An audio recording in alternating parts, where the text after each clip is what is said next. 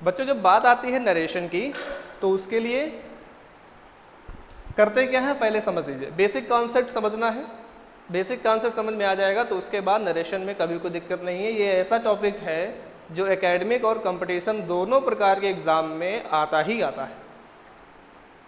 Narration को ही direct indirect बोल देते हैं, डायरेक्ट एंड इनडायरेक्ट। ठीक, पेपर का सीक्वेंस क्या रहता है कि डायरेक्ट को देकर वो इनडायरेक्ट पूछते हैं एकेडमिक में। कंपटीशन में हालांकि ऐसा कोई कंपल्सन नहीं है कि डायरेक्ट को देकर इनडायरेक्ट ही पूछेंगे, वहाँ पर कुछ भी हो सकता है, लेकिन एकेडमिक में वो डायरेक्ट को देकर इनडायरेक्ट ही पूछेंगे। तो बात आती है कि डायरेक्ट क्या होता है, तो उसका बेसिक कॉन्सेप्ट क्या है कि डायरेक्ट जो होता है वो दो भागों से मिलकर बनता है। पहला रिपोर्टिंग वर्ब और दूसरा रिपोर्टेड स्पीच। रिपोर्टेड स्पीच के दूसरे भी नाम है, इसको बोल सकते हैं इन्वर्टेड कॉमा, इन्वर्टेड कॉमा। ठीक है, जैसे एक सेंटेंस लिखा हुआ है कि Ram said to me comma inverted comma I am a good boy. आप यहां पर देख रहे हैं ना, कैसे करेंगे, Ram said to me comma inverted comma I am a good boy. तो इस वाले सेंटेंस में ये जो लिखा हुआ है ये स्पीच देख रहे हो इन्वर्टेड कॉमा के बाहर लिखी है, ये स्पीच इन्वर्टेड कॉमा के अंदर लिखी है। तो जो अंदर लिखी होगी उसको बोलेंगे रिपोर्टेड स्पीच और जो कॉमा के बाहर लिखी होगी उसको बोलेंगे रिपोर्टिंग वर्ब। इस सेंटेंस को दूसरे तरीके से भी लिख सकते हैं, ये आगे रिपोर्टिंग वर्ब पीछे रिपोर्टेड स्पीच, ये नहीं रटना नहीं है, ना ना ना गड़बड़ हो जाएगा। करना कैसे है, करना ऐसे है, इसको लिख सकते हैं I am a good boy comma said Ram to me. तब भी ये पीछे लिख गई तो क्या रिपोर्टेड स्पीच हो गई, नहीं, ये अभी क्या है रिपोर्टिंग वर्ब है, ये क्या है रिपोर्टेड स्पीच।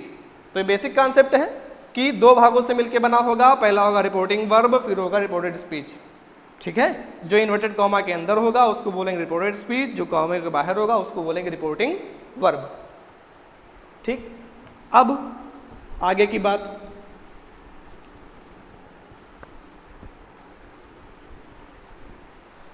नरेशन के लिए अगर आपने दो बातें सीख ली हैं, नरेशन कभी भी आपका गलत नहीं होगा। क्या दो बातें हैं, पहली बात आती है उसमें पर्सन और दूसरी बात उसमें आती है केस। पर्सन जो होते हैं वो आप जानते हैं कितने प्रकार के होते हैं, तीन, फर्स्ट पर्सन, सेकंड पर्सन और थर्ड पर्सन। केस भी कितने प्रकार के होते हैं, तीन। पहला क्या हो जाएगा सब्जेक्टिव केस, दूसरा क्या हो जाएगा ऑब्जेक्टिव केस, तीसरा क्या हो जाएगा पजेसिव केस। ठीक है, पजेसिव केस को दो भागों में बांटा गया है, पहला आ जाता है पजेसिव एडजेक्टिव, दूसरा आ जाता है पजेसिव प्रोनाउन। ठीक, जैसे मेरा बताने का मतलब क्या, मैं एक सीरीज आपको बना दे रहा हूं तो उससे आपको पर्सन और केस दोनों चीजें क्लियर हो जाएंगी। जैसे मैंने लिखा आई फिर मी फिर माई फिर माइन, फिर वी फिर अस फिर अवर फिर अवर्स, फिर यू यू योर और योर्स, फिर ही हिम हिज और हिज, फिर सी हर हर हर्स, फिर इट इट इट्स और इट्स, फिर दे फिर देम फिर दियर और फिर दियर्स। अंतर क्या है, अंतर ये है कि ये जो लिखा हुआ है इतना सेक्शन ये आपका फर्स्ट पर्सन है, फिर जो यू लिखा हुआ है अकेला आपका यू आपका एक सेकंड पर्सन है, और ये जो लिखा हुआ है पूरा आपका ये आपका एक थर्ड पर्सन है। ठीक है, ये जो पहली लाइन लिखी हुई है ये आपकी लिखी है सब्जेक्टिव, ये जो दूसरी लाइन लिखी है ये आपकी लिखी है ऑब्जेक्टिव, और ये तीसरी चौथी मिला के इसको बोलते हैं पजेसिव, क्योंकि पजेसिव में दो भाग है ना, पहला एडजेक्टिव दूसरा प्रोनाउन। तो कैसे याद करेंगे? जो माई होता है और जो माइन होता है, यही तो अंतर है। माई जो है वो पजेसिव एडजेक्टिव है और माइन जो है वो पजेसिव प्रोनाउन है। माई और माइन ही नहीं, जितने भी ये शब्द लिखे हैं सब में यही अंतर है। Our possessive adjective, ours possessive pronoun, your possessive adjective, yours possessive pronoun, ये सारा अंतर निहाद ईयर्स तक चलेगा। ठीक है, तो ये पजेसिव एडजेक्टिव है और ये पजेसिव प्रोनाउन है। अच्छा, ये बताने का कारण क्या है कि क्यों बताया जा रहा है? बहुत अच्छी बात है, आप लोगों ने बचपन में पढ़ा होगा एक फार्मूला SON/1 2 3, ठीक है ना। लेकिन इसमें थोड़ा सा इंटरचेंज में बता देता हूँ ताकि आपको थोड़ा नया लगे। क्या लगे? ये जो SON लिखा हुआ है ना और 1 2 3 लिखा हुआ है, ये जो first person, second person, third person है ना, ये इन्वर्टेड कॉमा के अंदर होंगे और सब्जेक्ट ऑब्जेक्ट नो चेंज जो करना होगा वो इन्वर्टेड कॉमा के बाहर देके करना होगा। मतलब इन्वर्टेड कॉमा के अंदर अगर कोई फर्स्ट पर्सन आता है तो इन्वर्टेड कॉमा के बाहर लिखे सब्जेक्ट से उसको चेंज करना है, और इन्वर्टेड कॉमा के अंदर अगर कोई सेकंड पर्सन आता है तो इन्वर्टेड कॉमा के बाहर लिखे ऑब्जेक्ट से उसको नो चेंज करना है, और जो थर्ड पर्सन वो होगा वो आपका नो चेंज होगा। S फॉर क्या हो जाएगा आपका? ये सब्जेक्ट है, O फॉर आपका ऑब्जेक्ट है और N फॉर आपका नो चेंज है। ठीक, एक बात आपको ध्यान देनी है, जब भी पर्सन इंटरचेंज करेंगे तो उसमें एक बात आपको अच्छे से याद रखनी है। क्या याद रखनी है? कि यदि इन्वर्टेड कॉमा के अंदर कोई सब्जेक्ट है तो वो बदल कर अपने स्थान पर सब्जेक्ट ही लाएगा। मतलब सब्जेक्ट को चेंज करके हम ऑब्जेक्ट में या पजेसिव एडजेक्टिव में या पजेसिव प्रोनाउन में नहीं ले जाएंगे। मतलब सब्जेक्ट है तो चेंज करके क्या? सब्जेक्ट। ऑब्जेक्ट है तो चेंज करके क्या? ऑब्जेक्ट। पजेसिव है तो चेंज करके क्या? पजेसिव ही आएगा, चाहे वो एडजेक्टिव में आता हो चाहे वो पजेसिव प्रोनाउन में आता हो। ये सब्जेक्ट को ऑब्जेक्ट से, ऑब्जेक्ट को पजेसिव से, पजेसिव को सब्जेक्ट से कभी नहीं। जातियां नहीं बदलेंगी, जिस जाति में शब्द लिखा होगा उसी जाति में परिवर्तन करना है। सब्जेक्ट को ये बात बिल्कुल याद कर लीजिएगा, ठीक है ना। अब जैसे कहने का, अब ये बात हो गई आपको पर्सन की। अब दूसरी बात आती है कि इंटरचेंज कैसे याद करना है, कि डायरेक्ट से इनडायरेक्ट में कैसे इंटरचेंज होगा।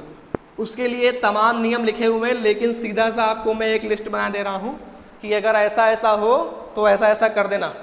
कैसा? एक तरफ आप लिखिए डायरेक्ट और एक तरफ आप लिखिए इनडायरेक्ट। डायरेक्ट में क्या है? यदि मेन वर्ब में यस है, ईएस है, वर्ब की फर्स्ट फॉर्म है, डू है या डज है, तो वो इनडायरेक्ट में वर्ब की सेकंड फॉर्म में जाएगा। और यदि डू के साथ नॉट है या डज के साथ नॉट है तो उसका इनडायरेक्ट डिड के साथ, नॉट के साथ फर्स्ट फॉर्म में जाएगा। ठीक। और अगर इज है, एम है, आर है, उसका इनडायरेक्ट वॉज या वर में जाएगा। हैज है या हैव है तो उसका इनडायरेक्ट हैड में जाएगा। ये हो गए प्रेजेंट की बात। फिर सेकेंड फॉर्म है या डिड है, उसका इनडायरेक्ट हैड के साथ थर्ड फॉर्म में जाएगा। वॉज या वर है, उसका इनडायरेक्ट हैड बीन में जाएगा। और हैड है वो नो चेंज रहेगा। तो इस तरीके से हैड बीन होगा, वो भी क्या हो जाएगा? No change. आगे फ्यूचर के बारे में बात करेंगे। विल या शैल होगा तो वो वुड या शुड में चेंज होगा। कैन होगा तो वो कुड में चेंज होगा। मे होगा तो वो माइट में जाएगा। मस्ट होगा तो मस्ट को आप मस्ट में या हैड टू में भी चेंज कर सकते हैं। ठीक है ना, ये सारी बातें। तो ये इंटरचेंज हो गई। ये कहाँ की कंडीशन है, ये इन्वर्टेड कॉमा की कंडीशन है। ये सब कहाँ मिलेगा, इन्वर्टेड कॉमा में मिलेगा। ये कहाँ की सिचुएशन है, ये इनडायरेक्ट, अर्थात इन्वर्टेड कॉमा से जब सेंटेंस को बाहर निकालेंगे तब ऐसी कंडीशन में लाएंगे। एक एग्जाम्पल देख लेंगे। एग्जाम्पल का मतलब क्या, जैसे मैंने एक सेंटेंस लिखा, छोटे छोटे नियम मैं आपको बता दूं क्योंकि इनडायरेक्ट एक बहुत बड़ा टॉपिक है। इसमें आपको 5 प्रकार के सेंटेंस पढ़ने हैं, 5 प्रकार के सेंटेंस पढ़ने हैं। शुरुआत हम लोग कहाँ से करेंगे, असर्टिव सेंटेंस से करेंगे, क्योंकि हर एक सेंटेंस में इनडायरेक्ट के नियम अलग हैं। लेकिन ये जो लिस्ट है ना, ये लिस्ट 5 सेंटेंसों में लगेगी, ठीक है ना। पहला असर्टिव पढ़ेंगे, दूसरा आप पढ़ेंगे इंट्रोगेटिव, ठीक है। तीसरा सेंटेंस आप पढ़ेंगे इम्परेटिव, चौथा पढ़ेंगे ऑप्टेटिव, और लास्ट में 5th नंबर पे पढ़ेंगे एक्सक्लामेटरी, ठीक। तो अभी मैं बात किसकी करने जा रहा हूं, अभी मैं बात असर्टिव सेंटेंस की करने जा रहा हूं, ठीक है ना। असर्टिव सेंटेंस की पहचान सबसे इंपॉर्टेंट है, क्योंकि अब बच्चों को यही कन्फ्यूजन हो जाता है कि जो डायरेक्ट में सेंटेंस लिखा हुआ है वो क्या है, 5 में कौन कौन सा है, ये तो पहचान होनी चाहिए ना। तो हर एक सेंटेंस की मैं आपको पहचान बताता रहूँगा। अभी बात किसकी होने जा रही है, असर्टिव सेंटेंस की। तो बीच में क्या डालेंगे हम लोग, असर्टिव। असर्टिव सेंटेंस की पहचान क्या होती है, यदि किसी वाक्य का प्रारंभ सब्जेक्ट करे और उसके तुरंत बाद वर्ब आ जाए। अब वर्ब में वो चाहे हेल्पिंग वर्ब हो, वो चाहे मेन वर्ब हो। बहुत सारे बच्चों में ये कन्फ्यूजन रहता है कि हेल्पिंग वर्ब और मेन वर्ब में अंतर नहीं समझ पाते कि सहायक क्रिया और मुख्य क्रिया क्या है। रटना नहीं है, रटना इंग्लिश रटने का नाम नहीं है, क्योंकि इंग्लिश कोई सब्जेक्ट नहीं है, इंग्लिश तो लैंग्वेज है। लैंग्वेज को रटा नहीं जाता, लैंग्वेज को समझा जाता है। हेल्पिंग वर्ब सहायक क्रिया, मेन वर्ब मुख्य क्रिया। जैसे कोई आपसे कहे कि मुझे बताओ ईट लिखा हुआ है, एक कोई शब्द ईट लिखा हुआ है, तो ये सहायक क्रिया में आएगी कि मुख्य क्रिया में आएगी। तो आप कुछ ना सोचो, रटो नहीं, बिल्कुल ना रटो, सामने लिखे शब्द को देखो। यदि उसकी तीनों फॉर्म बन जाएं, फर्स्ट फॉर्म, सेकंड फॉर्म और थर्ड फॉर्म, यदि उसकी तीनों फॉर्म बन जाएं तो वो शब्द मेन वर्ब ही होगा। जैसे ईट की सेकंड फॉर्म एट, ईट की third form eaten, fourth form आप सुन लेंगे कभी कभी, फोर्थ और फिफ्थ फॉर्म भी आजकल फैशन में है, वो भी समझ लीजिए। फोर्थ फॉर्म क्या होती है, फोर्थ फॉर्म होती है उसी फॉर्म में एस या एस जोड़ देना, मतलब ईट की फोर्थ क्या हो जाएगी, ईट्स। फिफ्थ आपकी क्या हो जाएगी, ईट में आईएनजी, तो क्या हो जाएगी, ईटिंग।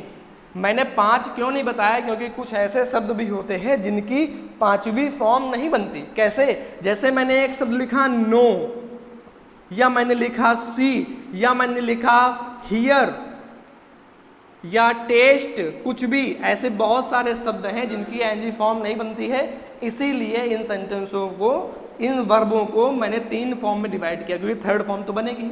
तो अगर 3 फॉर्म बन रही हैं तो ये सेंटेंस कैसा हो, वो शब्द कैसा होगा, मेन वर्ब में आएगा। अब जैसे लिखा हो इज, इज की क्या सेकंड फॉर्म संभव है, या इज की थर्ड फॉर्म संभव है, नहीं। क्यों, इज। अब सहायक क्रिया को समझने की बारी है। सहायक क्रिया में लिखा शब्द सिंगुलर और प्लूरल में डिवाइड होगा। कैसे, इज का प्रयोग हम केवल सिंगुलर के साथ कर सकते हैं, तो मतलब क्या है कि ये मेरी क्या है, एक हेल्पिंग वर्ब है। अब इज का बताओ बहुवचन क्या हो जाएगा, आर हो जाएगा ना, हो जाएगा, बिल्कुल हो जाएगा। हैज का प्रयोग किसमें करते हैं, हेल्पिंग वर्ब के रूप में, सिंगुलर के साथ, तो हैव क्या हो जाएगा, प्लूरल के साथ। मतलब जिनका एक वचन बहुवचन बने वो क्या होगा, सहायक क्रिया। जिनकी तीनों फॉर्म बने वो क्या होंगी, मुख्य क्रिया। लेकिन असर्टिव सेंटेंस में, असर्टिव सेंटेंस में क्या है कि सब्जेक्ट के बाद वर्ब हो, कुछ भी लिखा हो, वो असर्टिव में ही आएगा। कुछ इसमें नियम भी हैं, वो मैं बताता जाऊंगा, लेकिन आज पहला दिन है तो हो सकता है कि वीडियो थोड़ा सा लंबा हो जाए, लेकिन देख लीजिएगा। जैसे सबसे पहले असर्टिव की बात कर रहा हूं मैं। असर्टिव सेंटेंस में से टू को टेल में चेंज करना है, सेज टू को टेल्स में चेंज करना है, और सेड टू को टोल्ड में, ठीक है ना। से टू को टेल में, सेज टू को टेल्स में, सेड टू को टोल्ड में। और एक शब्द कंजक्शन, पहले स्पेलिंग सही से याद करें। कंजक्शन की स्पेलिंग ये बहुत सारे बच्चे लिख देते हैं प्रोनाउंसिएशन के हिसाब से। कंजक्शन हो गया, नहीं हो गया भैया, रटने का नाम नहीं है, समझना है। कंजंक्शन, ये स्पेलिंग है कंजक्शन। असर्टिव सेंटेंस में कंजक्शन के रूप में दैट का प्रयोग करेंगे। अब एक एग्जाम्पल देख ले तो समझ में आएगा कि बात क्या हो रही है। जैसे मैंने शुरुआत में लिखा था Ram said to me comma inverted comma I am a good boy. ठीक, आपको मैं डायरेक्ट से इनडायरेक्ट चेक करने का तरीका बताता हूँ। वो तरीका क्या है? वो तरीका ये है, उसको मानस फार्मूला भी बोल सकते हैं। क्या तरीका है कि जब कभी भी हम डायरेक्ट से इनडायरेक्ट बनाएंगे, एक्सेप्शन को छोड़ करके, अपवादों को छोड़ के बात कर रहा हूं मैं, क्योंकि अपवाद हर जगह और इंग्लिश में कुछ ज़्यादा ही। तो अभी फिलहाल मैं अपवादों की बात नहीं कर रहा, अभी सिर्फ नियम समझिएगा। पहले अपवाद बता देंगे तो अपवाद नियम लगेंगे, नियम अपवाद लगेंगे, उल्टा हो जाएगा। तो जब कभी भी डायरेक्ट से इनडायरेक्ट बनाएंगे तो परिवर्तन सिर्फ दो जगह होगा। पहला, दिए हुए सेंटेंस का पर्सन चेंज होगा, दूसरा दिए हुए सेंटेंस का टेंस चेंज होगा। अब ये लिखा है Ram said to me comma inverted comma I am a good boy, तो आपको ये नहीं देखना रिपोर्टिंग वर्ब तो पांचों सेंटेंसों में एक जैसी रहेगी, रिपोर्टेड स्पीच चेंज करना है। अब मैं देख रहा हूं आई मेरा क्या है, पीछे देखिएगा, आई मेरा क्या है, आई मेरा एक सब्जेक्ट है। एम मेरी क्या है, क्या एम की तीनों फॉर्म पता है? नहीं पता ना, तो ये सहायक क्रिया होगी ना। कर्ता के बाद क्रिया, सब्जेक्ट के बाद वर्ब, मतलब सेंटेंस कैसा हो गया आपका? असर्टिव हो गया। असर्टिव आते ही नियम आपको याद आ जाने चाहिए। क्या करना है? राम सेड टू को चेंज करना है किसमें? टोल्ड में। पीछे क्या लिखा? मी, तो मी याद रख लीजिए। Conjunction is a word that joins two और मोर वर्ड्स और सेंटेंस टुगेदर। दो या दो से अधिक शब्दों को या वाक्य को साथ में जोड़ने वाले शब्द को संयोजक कहते हैं, कंजक्शन कहते हैं। तो ये सेंटेंस और ये सेंटेंस को जोड़ने के लिए मुझे कंजक्शन चाहिए। कैसे याद करेंगे? कंजक्शन कहाँ लगानी है? जब कभी भी कॉमा इन्वर्टेड कॉमा साथ मिल जाए वहां कंजक्शन लगेगी, कॉमा को देख कर ना लगाना। अभी आगे ऐसे सेंटेंस देखेंगे जिसमें एक सेंटेंस कॉमा से जुड़ा होगा तो वहां लगा देंगे, नहीं लगाएंगे। कॉमा इन्वर्टेड कॉमा जब कभी मिलेगा साथ में तो कंजक्शन लगेगी। कंजक्शन क्या लगेगी आपकी? असर्टिव सेंटेंस में दैट लगा दिया, कंजक्शन लगाया, कॉमा खुल गया। क्या मिला? आई। कौन सा पर्सन है? फर्स्ट पर्सन है। फर्स्ट पर्सन कहाँ मिला? इन्वर्टेड कॉमा के अंदर मिला ना। अब कहाँ चेंज करना है? दिए हुए सब्जेक्ट से। क्या लिखा हुआ है? राम। राम लड़का, तो क्या लगेगा? ही। याद करने के तरीके नहीं है, समझने के तरीके मैं दो बता दे रहा हूं। पहला राम को देख के ही लगा दिया। आप ना देखो राम क्या है। आई मेरा एक प्रोनाउन है, राम मेरा एक नाउन है। प्रोनाउन को नाउन से नहीं बदला जा सकता, प्रोनाउन को प्रोनाउन से बदले गए। राम एक लड़का है ना, तो लड़के का प्रोनाउन ही, ऑब्जेक्ट में हिम, पजेसिव एडजेक्टिव हिज और पजेसिव प्रोनाउन भी हिज होता है। किससे चेंज करना है? आई को। आई क्या है? सब्जेक्ट। तो सब्जेक्ट को सब्जेक्ट के नीचे मैं क्या रखूंगा? आई। आई का ऑब्जेक्ट मी, पजेसिव एडजेक्टिव माई, पजेसिव प्रोनाउन माइन। किसको चेंज करना है भैया? आई को। ऊपर क्या लिखा हुआ है? ही, तो यहाँ पर क्या लिख दिया? ही। ऐसे समझ सकते हैं। आई के बाद क्या लिखा? एम। एम किस में जाते हैं? वॉज वर्ब में। ही कैसा है? सिंगुलर, तो क्या करेंगे? वॉज, फिर क्या? आ, फिर क्या? गुड, फिर क्या? बॉय। ये हो गया। अब उत्तर की जांच कर लें कि डायरेक्ट से इनडायरेक्ट में कितने मैंने परिवर्तन बताए? दो। या तो पर्सन बदलेगा या तो टेंस बदलेगा। अब ऊपर क्या दिया हुआ था? आई, नीचे क्या हो गया? ही। पर्सन चेंज हुआ ना, हो गया ना, ठीक है। ऊपर क्या लिखा था? एम, नीचे क्या हो गया? वॉज, टेंस बदला ना, मतलब नरेशन सही है। क्या मेरा कहने का मतलब क्या? अगर ऊपर आई लिखा होता नीचे भी आई लिख देते। टेंस तो तुमने बदल दिया, एम का वॉज कर दिया, लेकिन यहाँ क्या है? आई, नीचे भी क्या है? आई। पर्सन नहीं बदला, मतलब सेंटेंस गलत बना है। तो आपने यहाँ क्या किया? ही। हो सकता है आपने ध्यान न दिया हो, यहाँ इज कर दो, तब भी आप देखो कि यहाँ तो एम प्रेजेंट में लगता है, इज भी किस में लगता है, प्रेजेंट में, टेंस नहीं बदला, मतलब सेंटेंस अभी गलत है, तो मैं क्या करूंगा, वॉज करूंगा। तो ये सेंटेंस ऐसे बनेगा असर्टिव सेंटेंस। ये आपका पहला वीडियो है। अभी इसके बाद कंटिन्यूएशन में वीडियो आपके आते रहेंगे, प्रयास तो यही रहेगा। ये हालांकि इसमें एग्जाम्पल थोड़े कम हुआ है क्योंकि आपका बेसिक कॉन्सेप्ट पूरा बताया गया है, और बेसिक कॉन्सेप्ट समझ लीजिए, उसके बाद एक्सरसाइज आप लगाइए, और जो चीज़ें आपको नहीं आ रही हैं वो बिल्कुल कमेंट करके बताइए। Thank you very much.